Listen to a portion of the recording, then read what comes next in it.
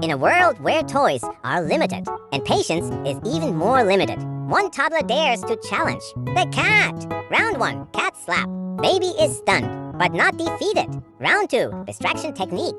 Baby uses the OL wiggle the toy move. The cat strikes back with pounce power. Baby goes down, but look at that giggle.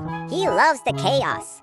This is it, the final showdown. Baby versus Fluffy. Who will win? Who will cry? Who will drool? Plot twist. They broke the toy. Now they're both in trouble. Partners in crime. Until snack time.